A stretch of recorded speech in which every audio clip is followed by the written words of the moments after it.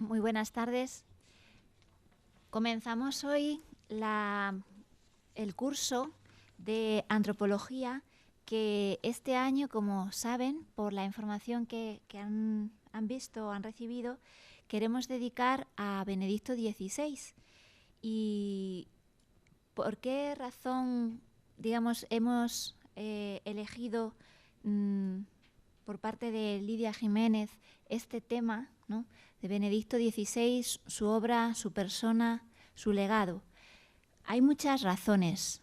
Creo que no es necesario justificar esta elección de este tema, pero por comenzar nuestro curso, antes de presentar al ponente que lo inaugura, sí que me gustaría subrayar algunos aspectos que hacen necesario, digamos, que saldar una deuda con la obra y con la persona de Benedicto XVI.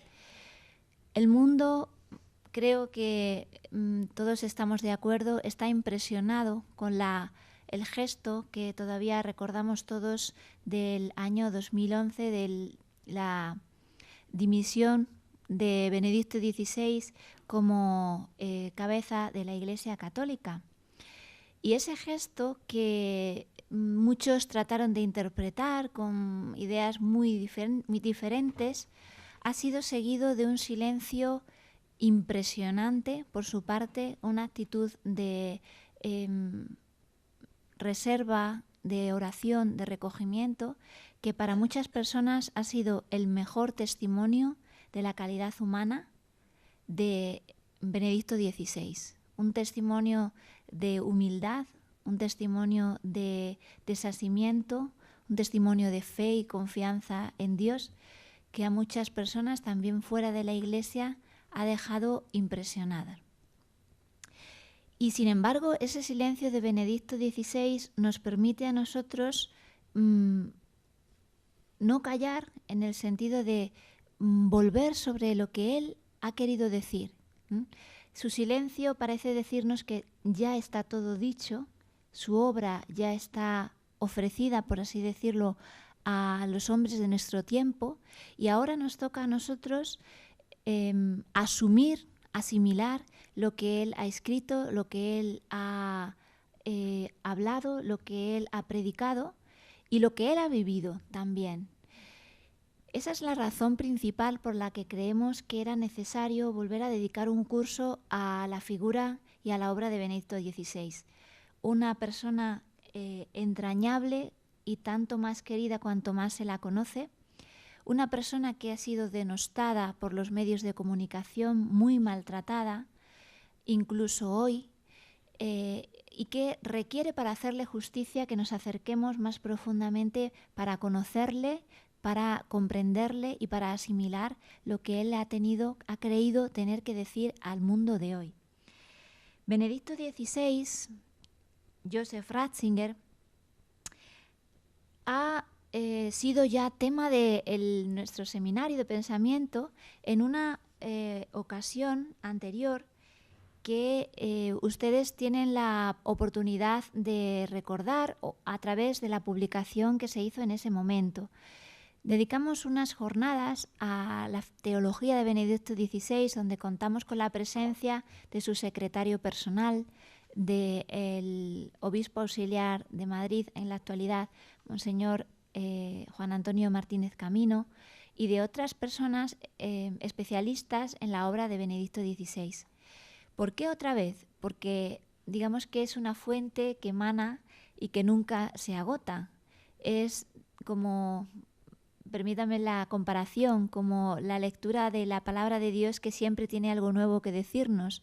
Quizá tiene esa virtud, no sé si peco de exageración, la obra de Benedicto XVI, de abrirnos horizontes que nunca terminamos de explorar. Y esa amplitud de su obra es la que justifica que le dediquemos un nuevo curso.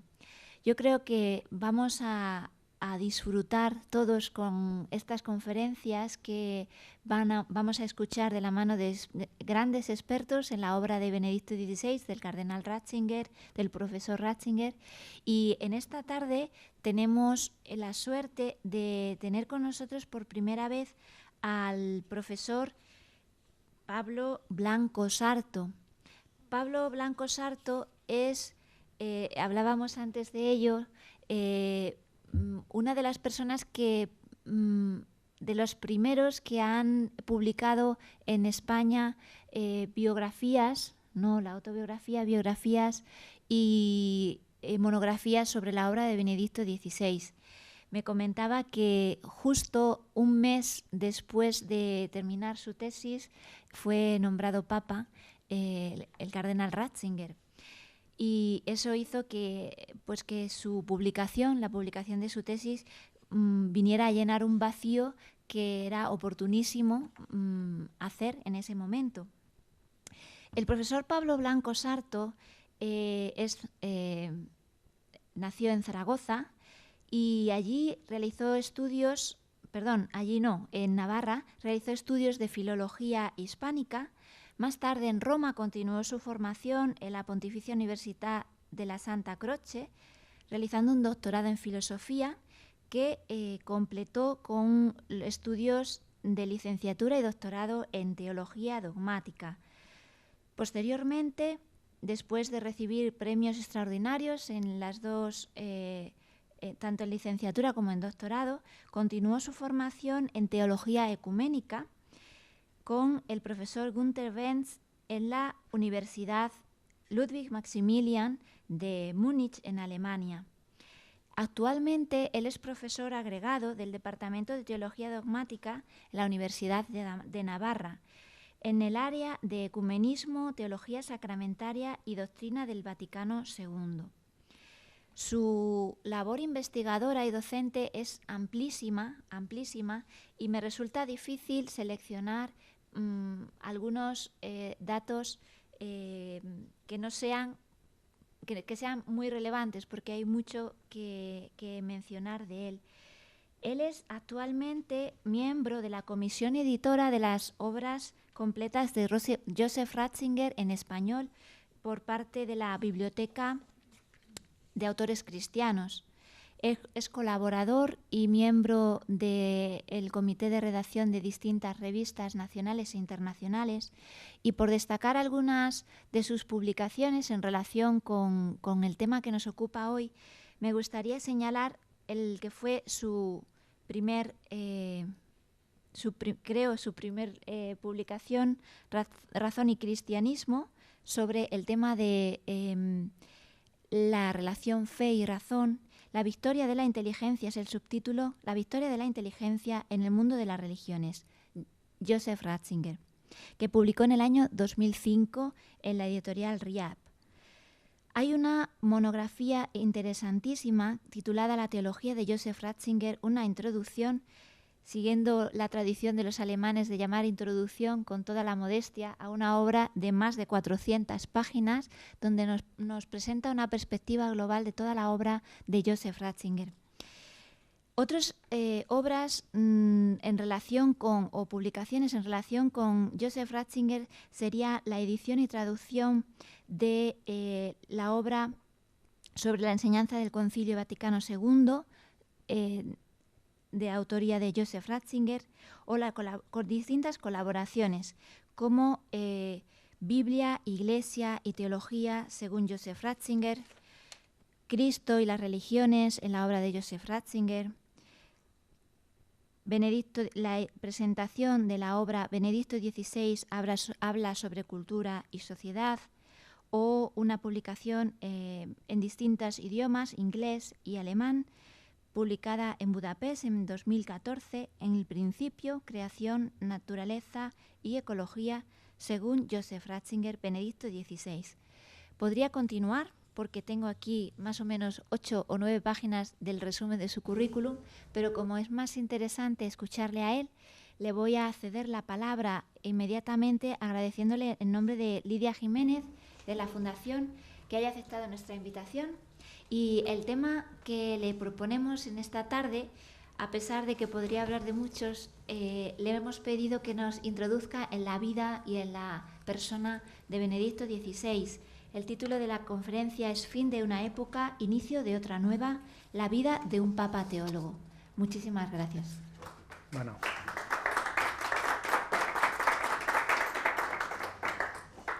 Bueno, muchas gracias, buenas tardes.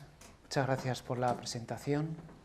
Muchas gracias a ustedes por estar aquí con este tiempo tan bonito que tenemos. Yo he salido de Pamplona con casi un palmo de nieve, con dificultades ahí incluso en el tren, ¿no?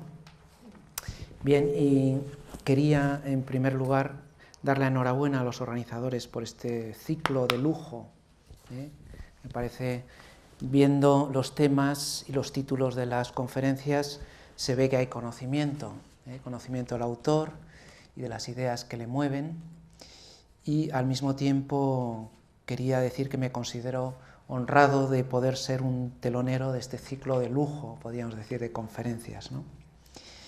Bien, lo que me toca, como se acaba de indicar, es una introducción biográfica con una contextualización cultural y teológica que puede incluso servir como una presentación de una nueva biografía que aparecerá en la edición de San Pablo con el título Benedicto XVI el Reformador, donde bueno, pues se actualiza toda la información que ha habido, sobre todo después de la renuncia, y queda un cuadro muy interesante en relación con el Papa Francisco, etcétera, etcétera, ¿no?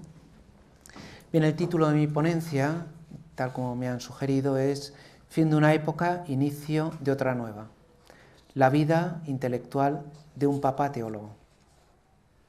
¿Es usted el fin de lo antiguo o el comienzo de lo nuevo? Que en realidad no ha empezado todavía. Le preguntó a bocajarro el periodista y casi confidente Peter Seward al papa bávaro. La respuesta fue, añade, ambas cosas. Fin e inicio, y bajo su habitual discreción un personaje levemente revolucionario, un verdadero reformador. Desde Martín Lutero, afirma tal vez exagerando un periodista del Frankfurter Allgemeine Zeitung, no ha habido ningún alemán que haya marcado tanto la Iglesia como Joseph Ratzinger. También, por su parte, Monseñor Ricardo Blázquez, actual presidente de la Conferencia Episcopal Española, destacaba del siguiente modo la tarea y las virtudes de este teólogo alemán que en 2005 será elegido obispo de Roma. Proponer la fe, clarificarla y defenderla, mostrar su carácter razonable. Ha sido el precioso servicio que sacrificada y generosamente ha cumplido en la Iglesia. Posee el don de la palabra escrita. Sus formulaciones son precisas, simplifican lo complejo, hacen accesible lo profundo, edifican espiritualmente, son brillantes y bellas. Es, por tanto, el Papa de la razón y de la palabra, y tiene esa rara virtud que tienen solo algunas personas excepcionales de hacer fácil lo difícil. Estas líneas pretenden ser tan solo una semblanza, un primer acercamiento, una breve y telegráfica, ahora se diría tuitera, introducción a la vida y al pensamiento de Joseph Ratzinger. Desde una distancia cada vez más amplia, por tanto, vamos a intentar aproximarnos a su figura y a sus ideas. Reconozco igualmente que he preferido abordarlas desde la sintonía y la empatía en sentido etimológico, pues en mi opinión puede entenderse mejor así una persona que no accederá a ella por medio de la sospecha, la polémica o los prejuicios. Una vez mostradas mis cartas, vayamos pues al asunto. 1. Primeros maestros, es el primer epígrafe. Hablar de teología del siglo XX en Alemania nos obliga a citar algunos nombres. Tal vez no sea el más importante, pero uno de los autores más influyentes ha sido Romano Guardini, ahora que celebramos precisamente el 50 aniversario de su fallecimiento. Murió en 1968, pues cumplimos 50 años. Famoso profesor y predicador de origen italiano. En él confluye el interés por el arte y el pensamiento, tanto teológico como filosófico. Sus obras están redactadas en un lenguaje sencillo, sin desmerecer por esto de su profundidad, por lo que será además un escritor cristiano de enorme difusión. Aparte de su conocida afinidad por el movimiento litúrgico, Guardini mantiene también una gran cercanía tanto con la tradición espiritualista de Agustín y Buenaventura, continuada por Pascal, como con la corriente fenomenológica que dominaba aquellos años. Una filosofía más concreta y descriptiva que intentaba dar con la esencia de las cosas mismas. ¿Se acordarán ustedes de esa anécdota de cuando él estaba intentando dar un curso de introducción al cristianismo, de la Katholische Weltanschauung, ¿no?, de la visión católica del mundo? Fue el mismo Max Scheler, el filósofo Max Scheler, de la filosofía de los valores, quien le sugirió que en vez de abordar una óptica abstracta, fuera a autores concretos, y de ahí salieron esos conocidos libros de Guardini sobre Sócrates, San Agustín, Pascal, Dostoyevsky, etcétera, etcétera, ¿no?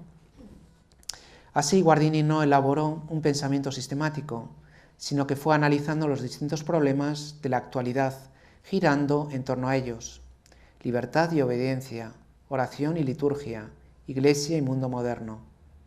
En sus escritos de teología aparecerá una clara postura cristocéntrica, tal como había propuesto antes el teólogo calvinista Karl Barth.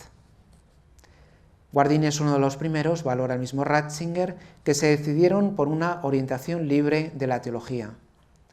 Durante el periodo que abarca más o menos de 1920 a 1960, despertó un enorme interés por la Iglesia, por pensar y creer en ella. Más concretamente, esto procede en Guardini de haberse quitado la venda de los ojos y comprobar de repente, pero si es todo completamente distinto. Esto no es infantilismo, sino valentía y libertad para oponerse a las opiniones dominantes. Ratzinger cita de modo continuo a Guardini en muchas de sus obras. Sin embargo, su autor preferido será siempre Agustín de Hipona, poeta, pastor y pensador, a quien también remitirá de modo continuo y con quien guardará una curiosa semejanza biográfica. Escribía de él en 1969. Agustín me ha acompañado durante más de 20 años. He desarrollado mi teología dialogando con Agustín, aunque naturalmente he intentado sostener este diálogo como un hombre de hoy. También más adelante añade y matiza: el encuentro con el personalismo fue un acontecimiento que marcó profundamente mi itinerario espiritual, aun cuando el personalismo, en su caso, se unió por sí solo al pensamiento de San Agustín, quien, en las Confesiones, me salió al encuentro en toda su apasionada y profunda humanidad. Agustín, su intimismo y el personalismo constituirán, pues, un claro punto de partida de su pensamiento personal. Completa Ratzinger su valoración del obispo de Hipona del siguiente modo: pocos santos se nos presentan tan cercanos, a pesar de la distancia de los años, como San Agustín. En sus obras podemos encontrar todas las cimas y profundidades de lo humano, todas las preguntas, pesquisas e indagaciones que todavía hoy nos conmueven. No sin razón se le ha llamado el primer hombre moderno, el primero que ha indagado en el alma humana, el primer psicólogo, diríamos ahora. De este modo, San Agustín y el entonces habitual Santo Tomás, junto con el personalismo y el existencialismo del momento, constituirán el bagaje intelectual del joven seminarista. Siguió con entusiasmo aquellos años inmediatamente posteriores a la Primera Guerra Mundial, que califica como un periodo de historia de la Iglesia en Alemania, en que todo estaba lleno de alegría. En la Iglesia, en la teología, había entusiasmo para abrir nuevas puertas a Cristo, no de romper con el pasado, sino de seguir adelante con toda la riqueza del don del Señor. Sin embargo, a juicio de Ratzinger, a pesar del generalizado clima de optimismo y renovación, empezaban a surgir ciertas sombras en el ambiente general de la Iglesia alemana. Después de la Segunda Guerra Mundial, la situación duró todavía algún tiempo, pero enseguida vino un bienestar que llegó todavía más lejos que el de la Belle Époque de los felices años 20. Surgió entonces una especie de neoliberalismo y de repente reapareció ese cristianismo algo anticuado, desfasado y anacrónico, tal como era antes de la Primera Guerra Mundial. Pero no nos adelantemos todavía a los acontecimientos. Segundo epígrafe, se titula La Biblia y la liturgia. Con el permiso de su arzobispo, el joven Joseph viaja de Freising a Múnich para continuar con sus estudios en Fürstenried, en las afueras de Múnich, porque la Facultad de Teología había sido destruida por los bombardeos aliados, ¿no? Eran los años inmediatamente posteriores a la Segunda Guerra Mundial. Joseph se acuerda de algunos de sus profesores de entonces y del frío de las clases de exégesis bíblica que tenían lugar en un viejo invernadero. Este cóctel de Biblia y frío, yo creo que solo lo pueden conseguir los alemanes, ¿no? Indiscutiblemente la estrella de la facultad era Friedrich Wilhelm Meyer, profesor de exégesis del Nuevo Testamento. Había tenido algunos problemas con Roma a causa del liberalismo de sus interpretaciones de la Escritura. Y el mismo Ratzinger era consciente de ello, pero lo valoraba de un modo equilibrado. A la distancia de casi 50 años puedo ver también lo positivo, las formas abiertas y sin prejuicios de las cuestiones. A partir del método histórico liberal, creaba una nueva cercanía con las Sagradas Escrituras y descubría dimensiones del texto que no eran inmediatamente perceptibles en una lectura excesivamente cristalizada del dogma. La Biblia nos hablaba con una inmediatez y frescura nuevas, decía. Lo que era arbitrariedad en el método liberal y trivializaba la Biblia, piénsese en Harnack y en su escuela de la exégesis liberal, era enderezado ahora de un modo un tanto artificioso a través de la obediencia al dogma. En efecto, el equilibrio entre liberalismo y dogma tiene su específica fecundidad, por lo que durante los 6 semestres de sus estudios teológicos escuchó con gran atención las clases de Meyer, haciéndolas objetos de reelaboraciones personales. Para mí la exégesis, concluye, ha seguido siempre siendo el centro de mi trabajo teológico. Es mérito de Meyer que la Sagrada Escritura fuese para nosotros alma de los estudios teológicos, tal como pide el Concilio Vaticano II. Pero había otros estilos exegéticos en Múnich con los que el tímido y laborioso Joseph sintonizaba mejor. O sea, esa atención a la Biblia y a la exégesis que se muestra de un modo clarísimo en Jesús de Nazaret, en la obra de Jesús de Nazaret, demuestran que el alma y el centro de su teología es precisamente la palabra de Dios, la Escritura, la Biblia. Ediciones Cristiandad va a publicar ahora los comentarios de unos textos bíblicos, a todos los textos bíblicos que ha hecho en su pontificado, una antología preparada por un autor alemán, y yo creo que va a completar este cuadro, ¿no? Sin embargo, decíamos, el estilo exegético con el que sintonizó Ratzinger era otro. Frente a la notable personalidad de Meyer, Friedrich Stumme, el docente del Antiguo Testamento, era un hombre silencioso y reservado, cuya fuerza residía en la seriedad del trabajo histórico y filológico, mientras solo con mucha cautela llegaba a insinuar las líneas teológicas. Yo, sin embargo, apreciaba bastante este estilo cauto y por eso asistí con gran atención a sus clases y seminarios. Le gustaba así dejar hablar al texto revelado y solo de vez en cuando poner la luz, o como dicen ahora, poner el foco, iluminar algún aspecto interesante de ese texto. El estilo más discreto parece gustar más al joven estudiante de teología. Sin embargo, Joseph decidió ponerse al servicio del magisterio de otros profesores, esta vez de teología dogmática. Junto a los exegetas dejaron una gran huella en él otros profesores. Inicialmente, Gottlieb Schöngen quería dedicarse totalmente a la filosofía y había comenzado ese camino con una disertación sobre Kant. Pertenecía a aquella corriente dinámica del tomismo que había hecho propias la pasión por la verdad y la búsqueda de un fundamento y fin de toda la realidad que se había planteado el Akinate. Pero también su maestro se esforzaba conscientemente en hacerlo dentro del debate filosófico contemporáneo. Lo que mejor caracterizaba el método de Schöngen era que él pensaba a partir de las fuentes, ad fontes, a los orígenes. Lo que más le impresionaba en él era que no se comentaba nunca con un tipo de positivismo teológico, como a veces podía advertir en otras disciplinas, sino que Schengen planteaba con gran rigor la cuestión de la verdad, y precisamente por eso la actualidad de lo que ha de ser creído. O sea, esta cuestión de la verdad es como un hilo de oro que recorre toda la obra, toda la vida, incluso todo el pontificado de Benedicto XVI, Joseph Ratzinger.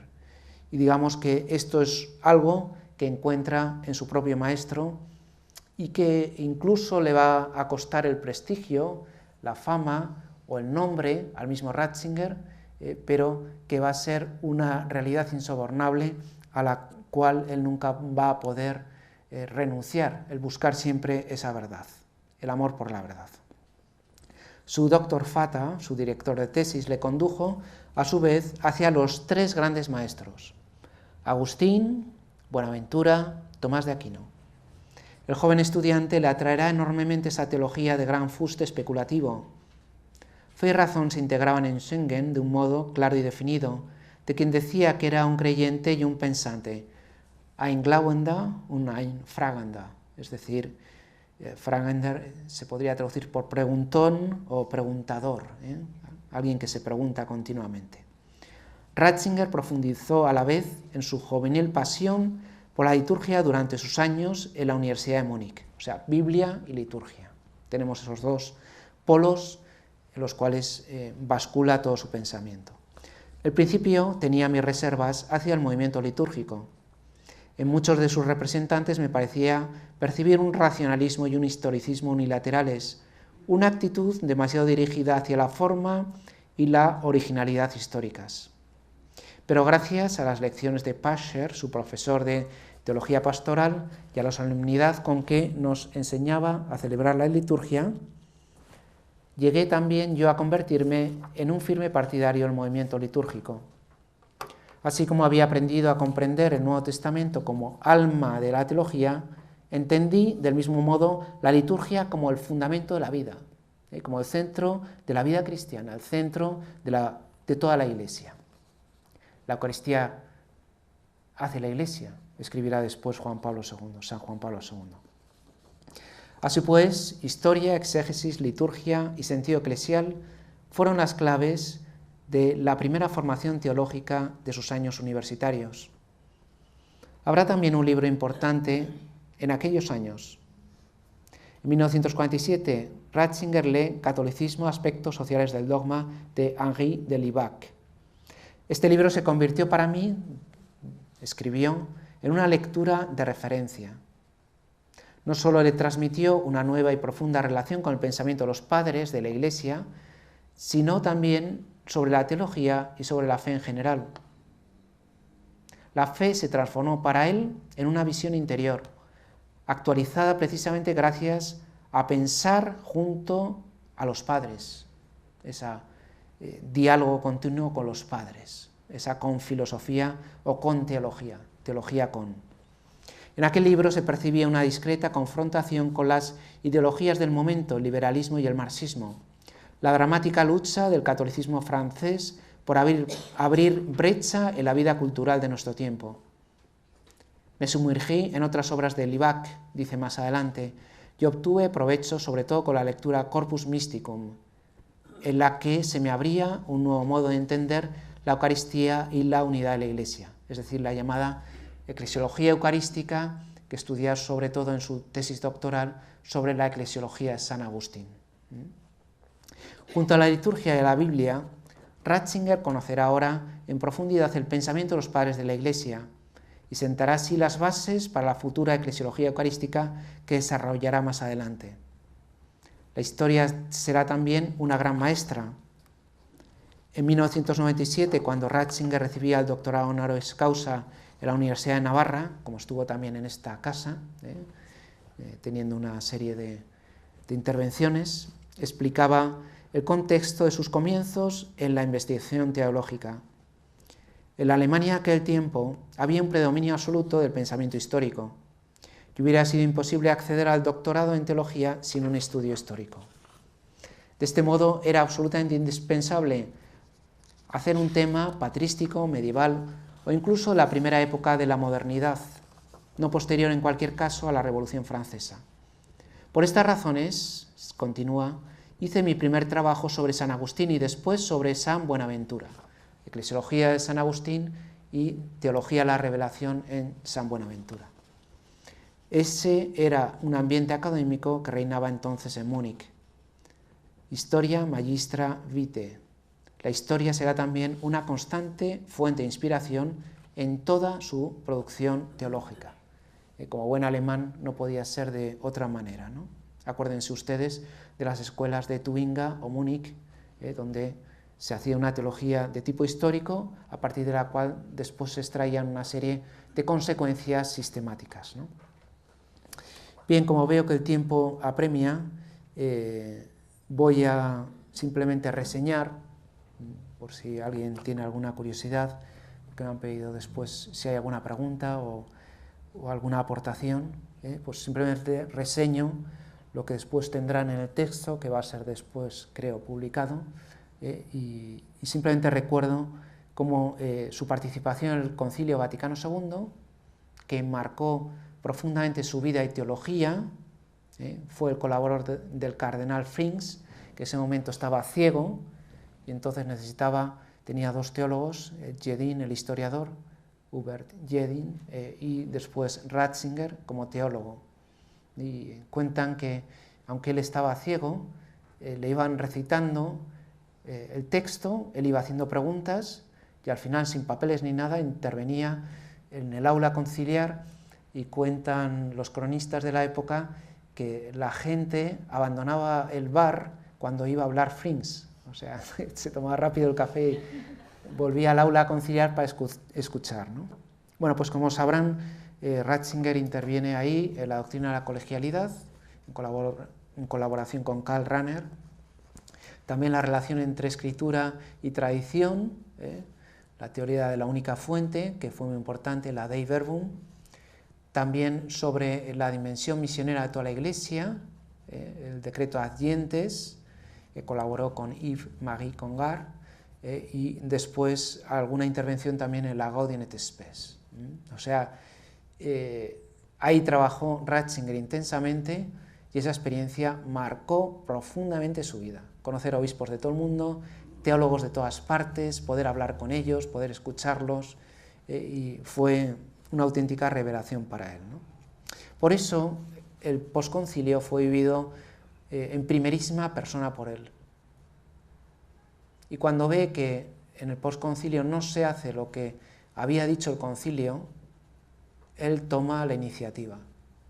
Como saben, Ratzinger estuvo en el comité de redacción de la revista Concilium, fundada por Karl Rahner, Eduard Schillebeeckx, Yves-Marie Congar y otros autores, Hans Kühn estaba también ahí, y esta revista se erigió en la intérprete oficial del concilio, pero al final dijeron que incluso había que prescindir de los textos de concilio, o sea, suplantó el concilio.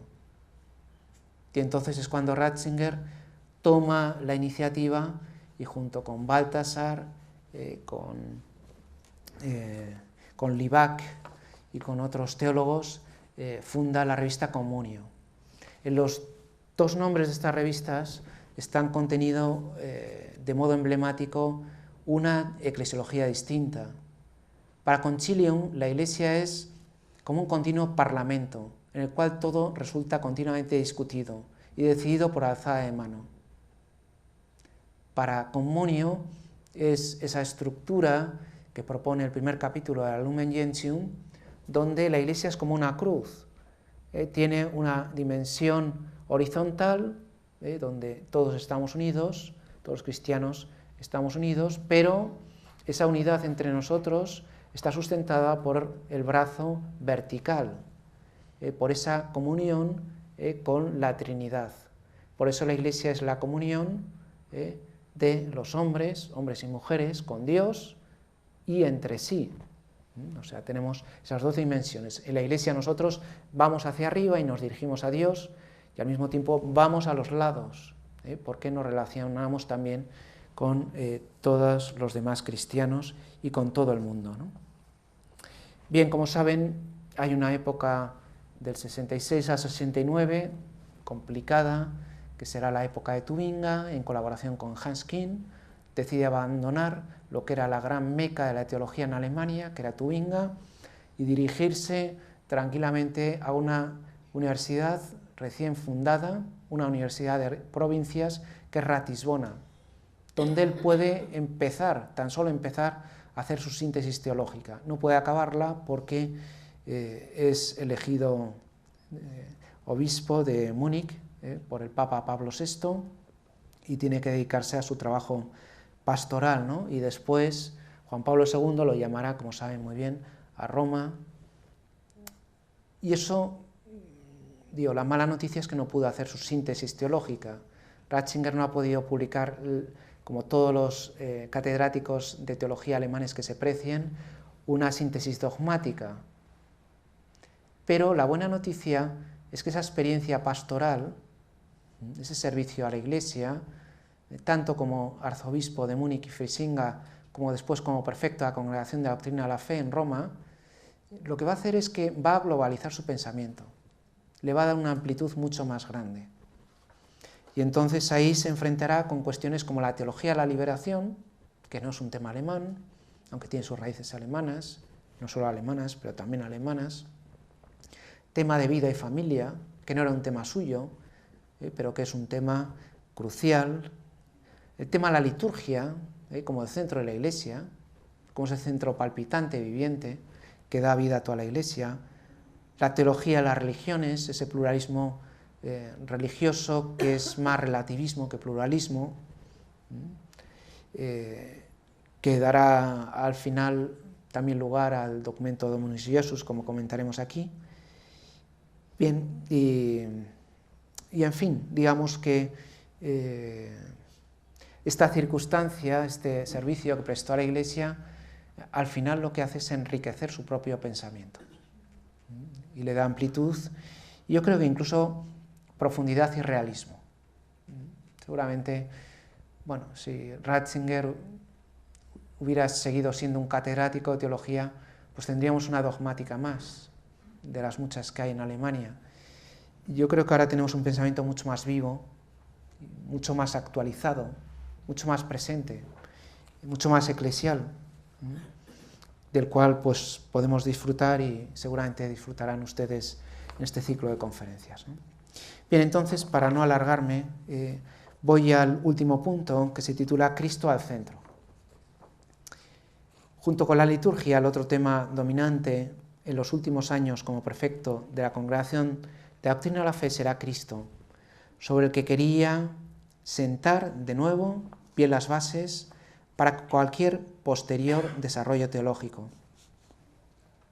El cristocentrismo que apreciábamos en los escritos de Barth, Guardini y otros autores del periodo entre guerras, y que sirvió de columna vertebral a los textos del Concilio Vaticano II, acuérdense la coda cristológica de cada capítulo de la Gaudium et Spes, como los padres conciliares añadieron, los padres conciliares gracias al trabajo de un joven obispo polaco llamado Karol Wojtyła, que en Aritzia, en cada capítulo de la Gaudium et Spes, añadió un fin con referencia a Cristo. Bien, seguirá apareciendo ahora en los trabajos de Ratzinger de los últimos años. El motivo parece claro, dado el desarrollo actual del llamado pluralismo religioso, donde Cristo pues, es un santo, un profeta más, como Mahoma, o un avatar más de la divinidad, como Krishna o Vishnu. Sin embargo, para Ratzinger lo ha comparado precisamente como con la teología de la liberación de nuestros días. Y la comparación es acertada. Ambos movimientos reflejan la irrupción del tercer mundo en la conciencia católica, con los necesarios matices que esta comparación conlleva. Nombres como Hick y Balasuriya, de Melo y Dupuy ocupaban entonces importantes lugares en las bibliotecas de teología. Ratzinger lo explicaba del siguiente modo. Los cambios históricos que se han verificado desde el año 1989 con la caída del muro de Berlín han llevado también un cambio de temas dentro de la teología. La teología de la liberación, entendida políticamente, había proporcionado a los temas sobre la redención y la esperanza salvífica, olvidados desde hacía tiempo, una forma nueva más bien política, atribuyendo así a la política una misión que no podía asumir. Este contexto diferente supone el diálogo entre las religiones del mundo que con el desarrollo del encuentro y del entrelazamiento de culturas, la globalización, diríamos ahora, se ha convertido en una necesidad interna. Tras la caída de las ideologías, existe el riesgo del nihilismo y el relativismo, a pesar de que las religiones corren a cubrir ese hueco, nos recordaba entonces. Pero también cabe aquí el riesgo de otro relativismo más sutil, el religioso.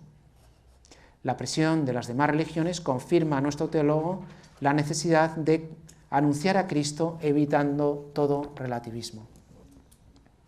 El encuentro entre las religiones no puede darse con una renuncia a la verdad, sino con su profundización. El escepticismo no une, ni tampoco el pragmatismo. Estas dos posiciones lo único que hacen es abrir la puerta a las ideologías que después se presentan todavía más seguras de sí mismas. Lo único que une es el amor y la verdad. La verdad se impone y en este cometido el cristianismo tiene un protagonismo claro, y la verdad es Cristo. Ya en 1989 había presentado un resumen sobre la situación de la cristología en aquel entonces, titulado Jesucristo hoy, y pronunciado en los cursos de verano de la Universidad Complutense organizados en el Escorial, o sea, aquí al lado. En esa conferencia recordó que Cristo es hombre de verdad, pero que también es Dios. La atención centrada en la humanidad de Cristo va haciendo desaparecer su divinidad. La unidad de la persona se disgrega y dominan las reconstrucciones de Jesús como puro hombre, que reflejan más las ideas de nuestro tiempo que la verdadera figura de nuestro Señor. Era presentado aquí, por el contrario, a Jesucristo, el Hijo de Dios hecho hombre, como el único mediador y salvador de todas las personas.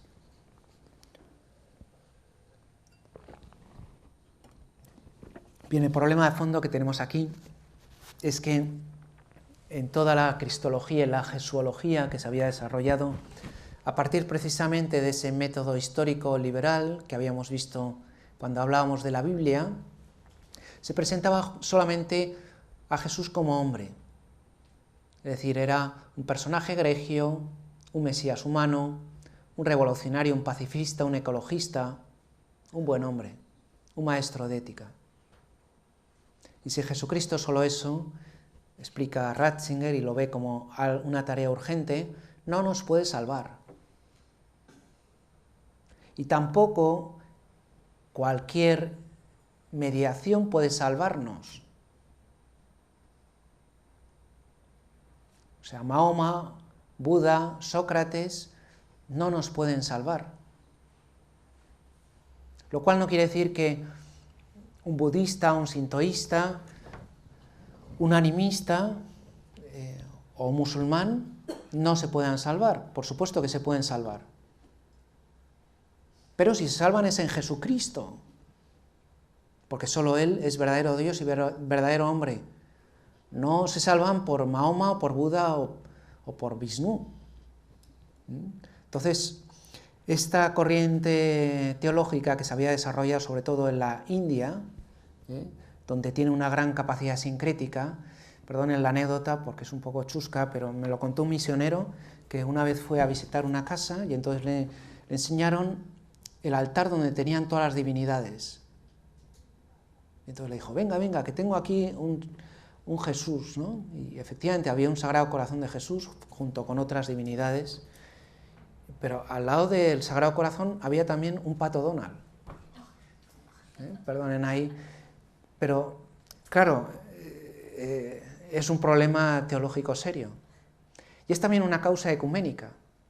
Es curioso cómo el Papa Ratzinger, cuando escriba Jesús de Nazaret, citará a muchos exegetas protestantes que confiesan la divinidad de Jesucristo, es decir, a Jesucristo como verdadero Dios y verdadero hombre. El que tenga sed, que venga. Jesús sigue siendo hoy la fuente inagotable de agua viva. Nos basta llegar y beber para que la frase siguiente valga también para nosotros. Si alguien cree en mí, de su seno manarán ríos de agua viva. La vida, la verdadera vida, no puede simplemente tomar, recibir. Nos introduce en la dinámica del dar, en la dinámica de Cristo que es la vida. Beber del agua viva, de la roca, significa aceptar el misterio salvador del agua y de la sangre. Es la antítesis radical a esa ansia que empuja hacia la droga. Es aceptar el amor y es acceder a la verdad, verdad y amor, ese binomio siempre presente en su pensamiento. Y eso es precisamente la vida. De igual manera, en una conferencia pronunciada en Murcia, a finales de 2002, recordaba los respectivos actos de fe de Pedro y Pablo. Pasaba allí revista a la idea de Jesús que aparece en la teología alemana del siglo pasado, acabamos de hablar, ¿no? Harnack y Jaspers, Bullmann y Mollmann, entre otros, en las que se separa un Jesús histórico de un Cristo de la fe. Además, si se parte de un presupuesto positivista, solo puede haber experiencias subjetivas, nunca una revelación en cuanto tal. Se dan luces, pero no la luz, palabras, pero no la palabra. En esta situación es inevitable el relativismo religioso. Entonces se le puede conceder, como sucede también fuera del cristianismo, que Jesús es una persona de grandes experiencias religiosas, un iluminado y un iluminador, como tantos otros. Pero solo Dios es Dios y solo Él se ha encarnado en Cristo Jesús. Solo Él puede decir, yo soy el camino, la verdad y la vida. Todos los demás nos pueden mostrar partes del camino, pero no son el camino. Pero sobre todo, solo en Jesucristo están unidos Dios y el hombre, el infinito y lo finito, como diría Barth. El hombre ha encontrado sitio en Dios. Solo Él mismo puede traspasar la distancia infinita entre el Creador y la criatura. Solamente Él, que es hombre y es Dios, es el puente existencial entre el uno y lo otro. Solo Él puede ser mediador y redentor, en definitiva, tal como nos recordará la declaración Dominus Jesus, publicada el día de la transfiguración de 2000. Ahora bien, surge entonces una duda, tal como oímos en todo momento en la actualidad. ¿No supone un acto de arrogancia creer que se posee la verdad, cuando tan solo se puede estar buscándola eternamente? Ratzinger da entonces la vuelta a la pregunta. ¿No es arrogancia decir que Dios no nos puede dar el regalo de la verdad? ¿No despreciará Dios decir que hemos nacido ciegos y que la verdad no es cosa nuestra? La misión y el anuncio de Cristo es una consecuencia inevitable, un gozoso privilegio, no exento de consecuencias. El hablar de Jesús como Salvador único y universal no supone de ninguna manera desprecio hacia las demás religiones, aunque sí que se opone decididamente a la incapacidad de conocer la verdad y de admitir la cómoda estadística de dejarlo todo como estaba. El cristianismo tiene también un inevitable poder transformador. Eleva y purifica todas las culturas e interpela a las demás religiones. En efecto, después de la publicación de la Dominus Jesus, la discutida declaración emanada por la Congregación de la Doctrina de la Fe, Ratzinger volvió en varias ocasiones sobre la figura de Jesús en un libro titulado Caminos de Jesucristo. Se ocupaba allí, como era de esperar, de la unicidad y la universalidad de Jesucristo como Salvador de toda la humanidad. Tras el proceso de deconstrucción de la figura del Jesús histórico realizado por la exégesis de los siglos XIX y XX, y que el autor reseña de modo breve y atinado, nos recuerda que esa misma persona es el Cristo, el Señor, el Logos hecho hombre.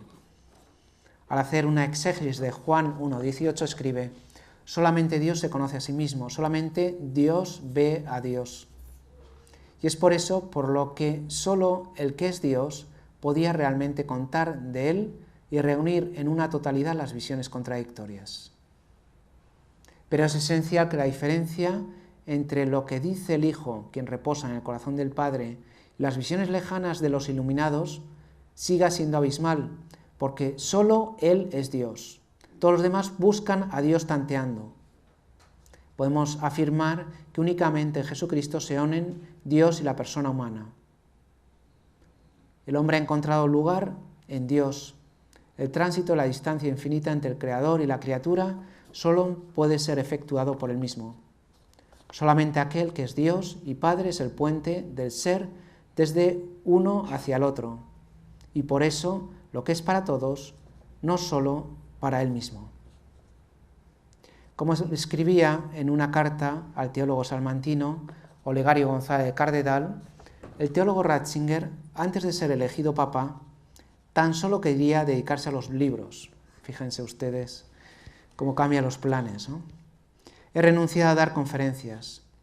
Lo que Dios todavía me dé, quiero dedicarlo a un libro sobre Jesucristo, en la línea de lo que fue la gran obra de Romano Guardini, El Señor.